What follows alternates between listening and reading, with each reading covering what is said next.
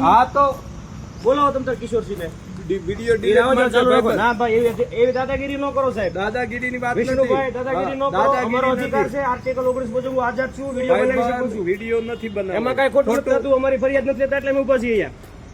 તમે ફોન આચકવાની કોશિશ ન કરતા સ્નેચિંગ નો કેસ કરીશું તમારી વિરુદ્ધ. કઈ વાત બરોબર.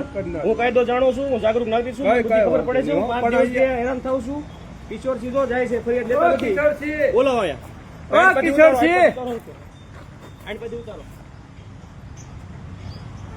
ઈશ્વરસિંહભાઈ વીઆઈ ગાડી લઈને ઉભા રહ્યા. હા પણ ઉભા તો બંધ કરી દે ભાઈ. પણ વિડીયો બંધ કરી દે સાહેબ. વિડીયો બંધ કરીને વાત ન કરો. હું લેવો વિડીયો બંધ કરવાનું કહો છો? અમે કઈ પ્રવૃત્તિ કરીએ છીએ? અમે કઈ પ્રવૃત્તિ કરીએ છીએ? કઈ વાંધો નહીં. અમે ખોટી પ્રવૃત્તિ કરીએ છીએ? ખોટી પ્રવૃત્તિની વાત અમે કઈ ખોટું કરીએ છીએ? અમે 5 દિવસથી હું અહીંયા હેરાન થાઉં છું. ફરિયાદ દાખલ કરવા માટે પોલીસ સાંભળતી નથી. એટલે શેના માટે પોલીસ સ્ટેશન બનાવ્યું છે? ફરિયાદ સાંભળવા માટે બનાવ્યું છે કે મને હેરાન કરવા માટે? એનું સોલ્યુશન મેં એસપી સાહેબને ફોન કર્યો છે. એસપી સાહેબ ને કર્યો છે. બધાને કર્યો. સાહેબ હાજર નથી થતા. હું સવારે 12 વાગ્યાનો વાટ જોઉં. હા તો પણ હમણાં આવે એટલે ઘડી ખમો ને બંધ કરી દે. હું ધરણા ઉપર બેઠો છું. તમે તાર સાહેબ આવો ત્યારે મને બોલાવજો.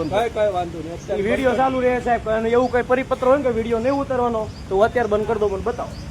પરિપત્ર ની વાત નથી. બંધ કરી દો.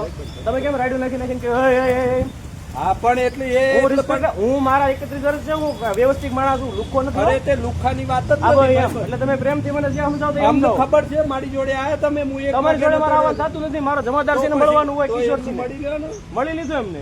એમણે મને ચોખ્ખું કીધું બનાવો વિડીયો. કિશોરસિંહ ફોન કરો એને મને કીધું વિડીયો. હા અત્યારે બંધ કરી દે. હું ફોન કરીને વાત કરો. ફોન આવો. વિડીયો બંધ કરી દે અત્યારે ભાઈ.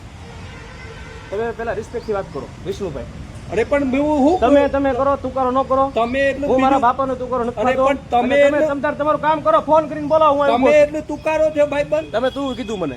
તમે કીધું મેં. તમે તો વાત ચાલે છે. તમે સારો તમે ફોન કરો. હું બોલું હાલ કરો. 5 દિવસથી હું ધક્કા ખાઉં છું. ફરિયાદ લેતા નથી. મારી એફઆઈઆર નથી પાડતા. અરજી આપી એમાં કોઈ તપાસ નથી કરી. વર્તેજ પોલીસ સ્ટેશન બોર્ડે બહાર પીડ્યું છે. ઉપર બોર્ડે નથી અહીંયા. એટલે હું અહીં મારા જતાવાનું જ છે. આ હું ટેક્સ આપું સરકારને. ફરિયાદ ના લે એટલે